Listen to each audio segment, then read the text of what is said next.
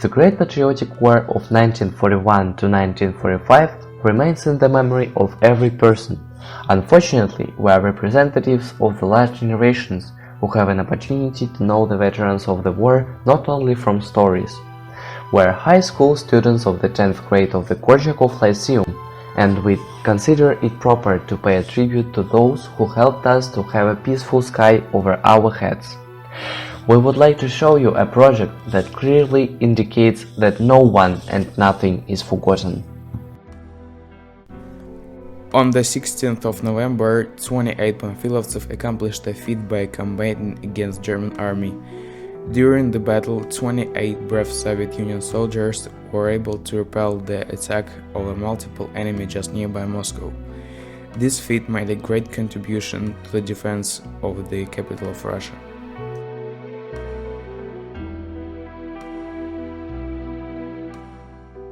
My name is Lisa Pashkova, and today I would like to tell you about the Battle of Kursk.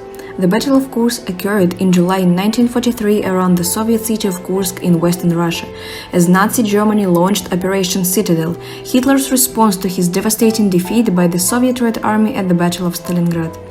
The battle was Nazi Germany's last chance to regain dominance on the Eastern Front during the Second World War and would be their final blitzkrieg. The strategic Kursk salient.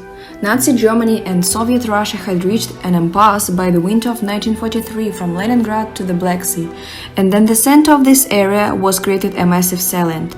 At the center of the salient lay the Russian city of Kursk. The salient became known as the Kursk Bulge and was a strategic location for Nazi Germany. Operation Citadel begins on the 5th of July in 1943, but before Nazi Germany could strike, the Soviet Russia unleashed a bombardment hoping to preempt the Nazi German offensive. It delayed the Germans for about an hour and a half but didn't have a major impact. Later that morning, the Soviet Air Force attacked Nazi German airfields but unsuccessfully. Still, the Red Army's ground defenses prevented Nazi German tanks from making much headway in the north and penetrating the heavily armored salient. In the south, the Nazis had more success and they made their way to the small settlement of Prokhorovka, some 50 miles southeast of Kursk. The Red Army suffered huge losses but still managed to prevent the Nazi Germans from capturing Prokhorovka and breaching their third defensive belt, which effectively ended the Nazi German offensive. The Battle of Prokhorovka is often referred to as the largest tank battle in history. The Siege of Leningrad, also known as the 900-day siege. The Siege of Leningrad began on the 8th of September in 1941 and ended after a grueling two-year period on the 27th of January in 1944. In total, roughly 1.5 million people were killed during the Siege of Leningrad, despite approximately 1 million who had been evacuated. On Hitler's orders, the Soviet city was barricaded and suffered a daily barrage of artillery attacks from the Nazi German and Finnish forces that encircled it. Hitler had decided to erase the city of Petersburg from the face of the earth. He had chosen a chilling alternative to advancing on Leningrad directly. He would simply wait for it to starve to death. The city's water and food supply were cut off, and extreme famine soon became the norm.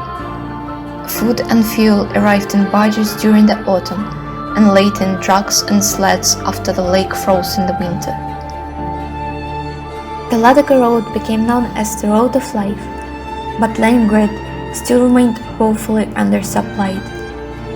During the bitterly cold winter of 1941 to 1942, Leningrad was rocked by a starvation epidemic that claimed as many as 100,000 lives per month. Is this my body, or did it get swapped for somebody else's without me noticing? One man wondered. In their desperation, people ate everything, from petroleum jelly and wallpaper glue to rats, pigeons, and household pets. The authorities eventually arrested over 2,000 people for cannibalism. When Leningrad was freed, civilians broke into spontaneous celebrations in the streets. We sang, cried, laughed. Leningrad Olga Grechina wrote, but it was sad all the same. the losses were enormous.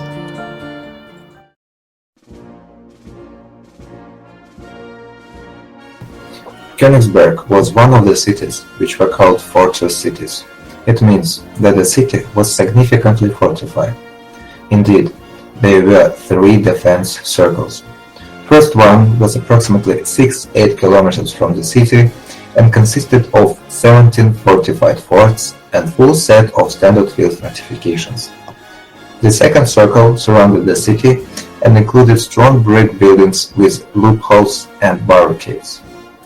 The final third circle was in the center of the city. There were 9 bastions with towers. Moreover, there were German Zeeland forces not far from Königsberg ready to support the defenders. Taking everything mentioned into account, preparation of the Soviet army must have been on a high level. There were 4 days of artillery fire before attack on the 6th of April. The commander of that operation was Marshal Vasilevsky. During the assault, Soviet command was using special tactics. The tactic of assault groups of experienced and prepared soldiers with a wide set of weapons, including flamethrowers.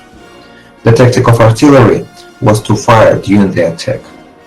Eventually, 3,700 Soviet soldiers were killed and 14,000 were injured, whereas Germany lost 42,000 soldiers and 92,000 German soldiers were captured. More than 200 Soviet soldiers who took part in this battle became heroes of the Soviet Union. During the Great Patriotic War, Russian people tried to remain strong, courageous, and united, despite the pain, hunger, and suffering. This war affected many families, and mine is not an exception. My grandmother, Karableva Valentina Filipovna, is a person who survived this horrible period.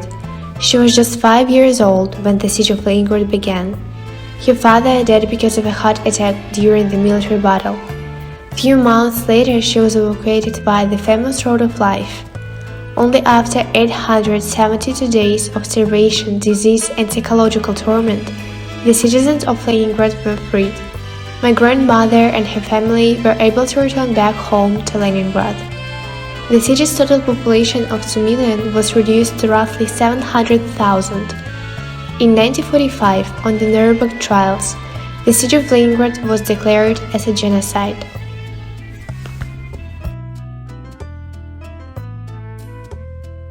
My name is Nastya, and today I want to tell you about my great-grandfather. His name is Sergei Nikolaevich Solodyankin. He was born in the Krasnoyarsk region on the 6th of October in 1922.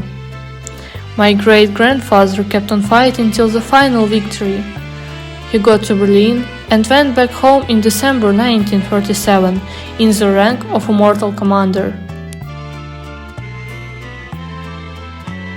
His awards, such as the Order of the Red Star, the Order of the Great Patriotic War of the Second Degree, medals for courage, for battle merit, for the liberation of Warsaw, for the victory over Nazi Germany, decorated his chest. It is impossible to count all the gratitudes from the Commander-in-Chief for the excellent fighting for the liberation of the occupied cities. In 1947, my great-grandfather returned from the front and worked hard. He was awarded for valiant work.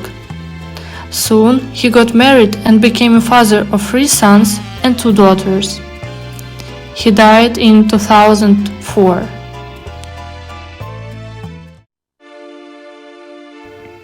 The Great Patriotic War was a very important event in the history of our country. A lot of people sacrificed their life for the sake of their motherland. Every Russian family has their own heroes of the war. Some are known, some are still missing. Today I want to speak about my great-grandfather. His name is Peter Fyodor Sagaidak. He was born in 1904 in the village Bobritsy. He went to the front as a volunteer. After that, he was captured in the Ploskov, now the city is called Kremlensky, and he went missing after 1944. My family tried to search for him, but in vain. My other great-grandfather from my father's side also went to the war front. His name is Ivan Antipovich Rybalka. After the war, he was found missing. I really appreciate my grandparents' contribution to the victory in the Great Patriotic War. Thanks to their deaths, our families could develop, and we have a lot of opportunities nowadays. We remember. I would like to talk about Vasily Stepanovich Knyazhin. He commanded a rifle platoon in the Great Patriotic War, held to liberate Romania, Austria, and Hungary. He was wounded twice. His first award was the Medal of Courage for the liberation of Kharkov. He was presented to the Order of Glory of the Third Degree. He was awarded the Order of the Red Star for a successful participation in the Chisinau operation. Ivan Mikhailovich Kuzminych was my great-grandfather. He was a participant in the Great Patriotic War. My great-grandfather was an aircraft mechanic on the Soviet airfields, and he fought on the Ukrainian and Belarusian front.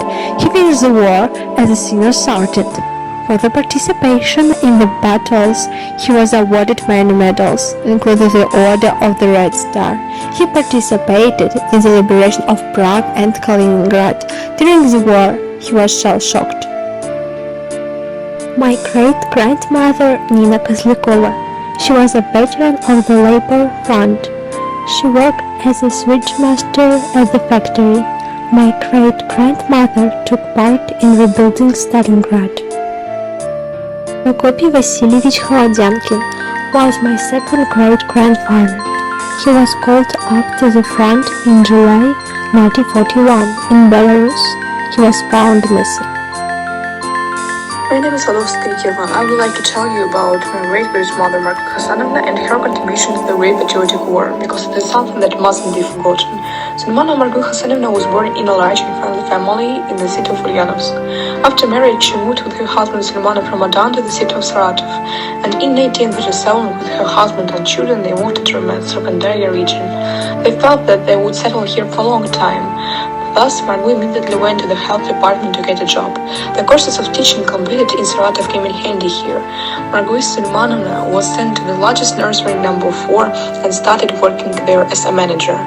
In the border city, literate, educated people were needed, such as Margot and her husband Ramadan. It was scary to start working at a new place, but Margot loved and knew the work. Suddenly the war broke out. Men went to the front and women did their jobs. And the number of children in the nursery increased. All the hardships of life fell on the shoulders of women, especially in large families. When her husband was sent to the front, Sulmanova's workload increased. Everyone that helped the front, working in the fields and factories. It was decided that the nursery to open round-the-clock groups and an insulator. Responsible teachers, doctors, nurses, cooks worked under the competent guidance of Marga Hasanovna. She took care that the children grew up healthy and strong. She tried to organize classes for children every day so that they didn't need anything. Margot gave children care, attention, and affection. Margot was not only a talented manager, but also the mother of 4 children. She understood all the difficulties of any family during the war. Margot Hasanovna worked as a manager for almost 40 years. It is no coincidence that at that time and even later, parents chose the nurseries for their children. Even then, this institution had a great authority in the city. Margot Hasanovna gave decent education not only to her children, but also to her grandchildren and great-grandchildren. Her wisdom, experience, from character, kind to big heart, were passed on to everyone who surrounded her, to all whom she loved. Sulmanovna Marga Hasanovna was an excellent representative of public education, veteran of labor, was awarded the Medal for Valiant during the Great Patriotic War. The Great Patriotic War claimed many lives and made great changes in the lives of everyone, and we must remain grateful because our ancestors fought for our future. At the end of our project, I'd like to emphasize that it is a historical fact that Russian troops overcame all the nightmares and difficulties of the Great Patriotic War thanks to their will, strong spirit and hope. They fought to the last drop of blood, until their last breath, till the final victory. They are those in whose honor so many legends are formed, those who are respected, those thanks to whom we live under the clear sky. those whose memory we will forever revere. All the participants of the Great Patriotic War, thank you for our lives.